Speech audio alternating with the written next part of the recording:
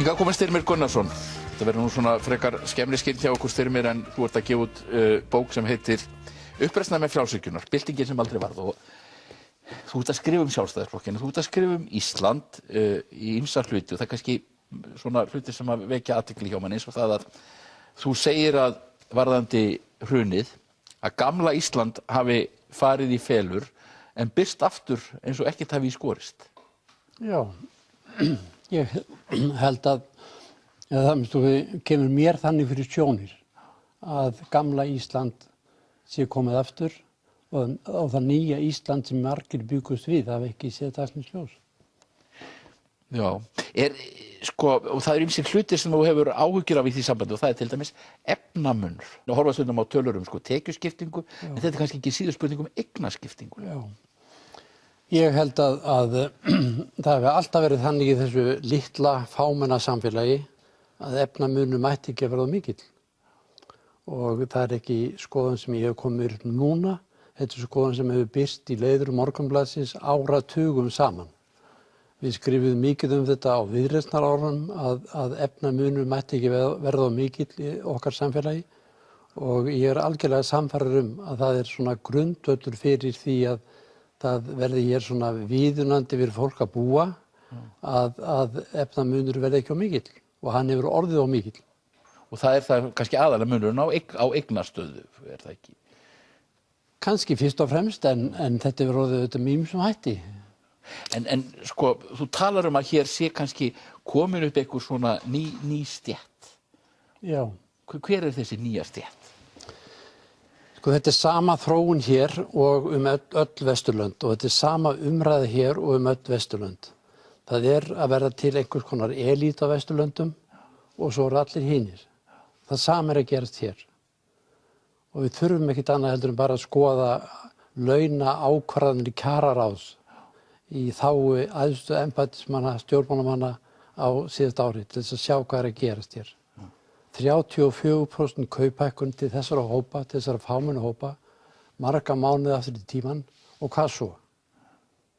Fá aðrir launþegar núna á næstu vikum og mánuðum 34% kauphækkun? Ég held ekki.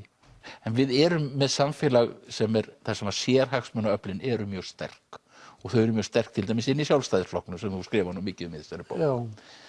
Hvað er þetta að gera til að vinna bug á sérhagsmunaöflunum á Íslandi? Mín skoðun er svo, hefur verið það lengi, að eina leiðin til þess sé hið beina lýðræði. Það sé bara hið sameiginlega afl fólksins í landinu sem að getur ráðið við þessi sérhagsmunaöfl sem eru þess í dag og önnur á morgun. Það eru önnur sérhagsmunaöfl á ferðinni núna heldur voru fyrir hrun. En eina afli sem ræður við þetta, það er hérna í beina lýðræði. Það er bara að ákvarðanir sem þjóðin sjálf tekur, eins og til dæmis gerðist í Icesave-samningunum, Icesave-málinu, og ég tel að sama eigi að gerast innan Sjálfstæðisflokksins. Að innan Sjálfstæðisflokksins þá eigi það að verða hinir almennu flokksins, menn sem eru svona 40-50.000 talsins, sem eigi að taka megin ákvarðanir, grundvallar ákvarðanir.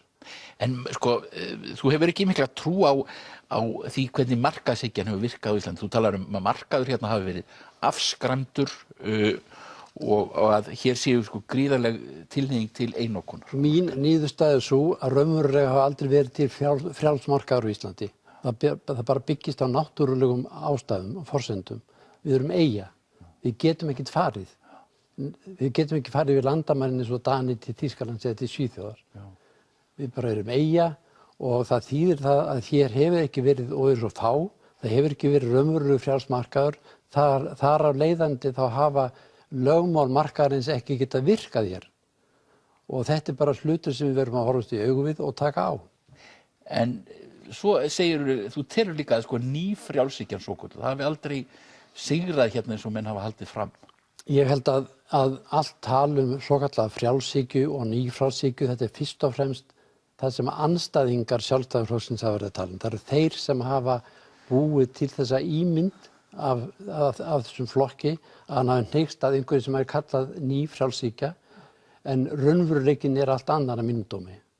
Ég tel að hinir svokölluðu frjálshyggjumenn í Sjálfstæðisflokknum að þeir hafi verið á árunum 91 til 2009 verið að framkvæma stefnumálin sem framkomi í leiftursókn gegn verðbólgu fyrir kosningadag 1979. Já. Það eitt sem þú varar við í bókinu, það það að útrásarvíkingarnir séu að koma aftur. Já. Já, ég hef svona varpað því fram til umhugsunar og umræðu hvort það sé sjálfsagt mál að þeir komi aftur með mikla fjármuni eins og ekkert hafi í skorist. Og ég held að þjóðin muni ekki sætta sig við það. Getum við einkavætt bankana í svona samfélagi? Við getum ekki einkavætt bankana án þess fyrst að gjörbreyta öllu lagaumhverfi bankana. Það er óhugsandi að mínum dómi að einkavæða nema með miklum breytingum. Við verðum að læra af fenginni reynslu.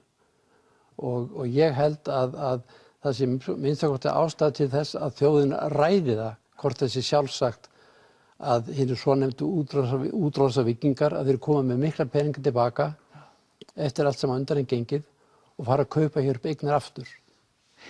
Bara í lokin, þetta var nú styttra spjall en það átti að verða. Segðu mér, hvernig líst þér á myndun þessar ríkisstjórnar? Þetta er náttúrulega sögulegt, sósíalisti, hugsanlega formaður í forsvari ríkisstjórnar með Sjálfstæðisflokk. Mér líst bara mjög vel á þetta og mér finnst að vera óskaplega gamaldags að þér að vera að tala sósíalista í forsæti þegar við erum að ræða Katrínu Jakobsdóttur og VG. Þú talar eins og við kaldastríðsmenn töluðum áður, en við hættum því fyrir 25 ár. Já. Og mér finnst líka komið tíminn til að þú hættir því. Já, það er svolítið kalda stríð alltaf við mér reyndar.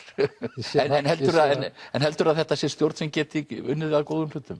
Ég hef mikla trú á því, já. Ég held að þessi 3 flokkar eigi meira sameiginlegt heldur en að mönnum kannski finnst, bara vegna fortíðarinnar.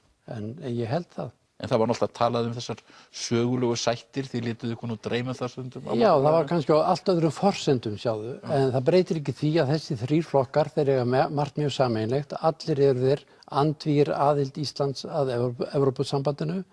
Allir eru þeir flokkar sem standa við bakið á sjávarútvegi og landbúnaði sem grundvallar atvinnugreinum.